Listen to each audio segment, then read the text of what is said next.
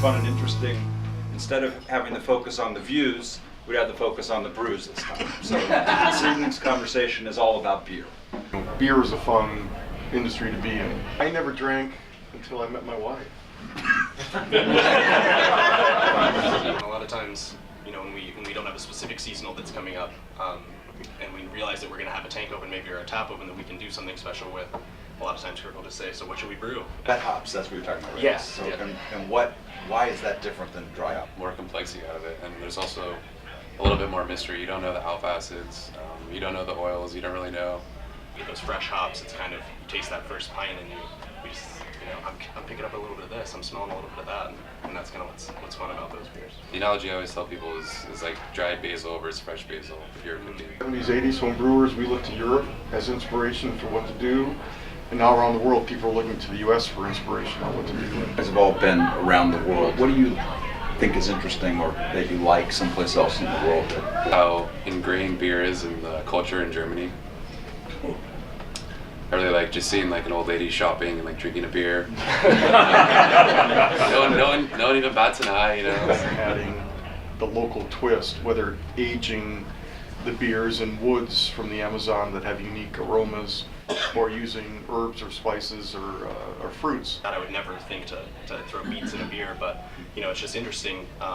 The possibilities really are endless. It's crazy what you can add in it. Again, if you just find that right balance, it really it had a color like I've never seen and a flavor like I've never tasted. For a mecca, for a place to go to for a wide variety of completely different beer styles, kind of Belgium has been the inspiration for people all around the world. One monastery called West Vleteren. The beer community has rated their beer, the #1 beer on earth. But the monks there are monks. They have a motto: we brew beer to live, not live to brew beer. So they don't market the beer. You have to go to the monastery to get it. I get really frustrated when people talk about drinking Cabernet with hamburgers and stuff. It's like in pizza. It's like, no, no one's trying to drink Cabernet with their hamburgers. You want a beer? Get over it. Pete, you've done unusual pairings of food with beer, including chocolate. Yes, some little tidbits, like who grills ribs at home? Who smokes ribs? If you grate some good quality dark chocolate and you grate it and you put it on the ribs right before you take them off, just sprinkle the powdered, the shaved chocolate on the ribs. Let it just melt slightly. That flavor on the ribs is just incredible. You had a fabulous experience with Pete's Wicked Ale, from quality of the product, from the commercial success, I suspect, the fun you had with it. Any lessons learned for the beer business? So we came up with 3 criteria. One was it had to be a gold medal winning product. We had to really honor the product. We wanted to get in the ground floor of an industry.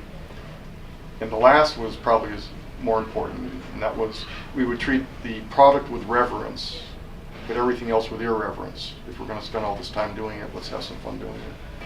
And beer is a social lubricant, and it really becomes a relationship kind of business. We hired a lot of great people. We really became a sales company. Every time we went to a new state or a new city, we would always have to have our own person. By leveraging relationships, one-on-one, and make it a joint win-win.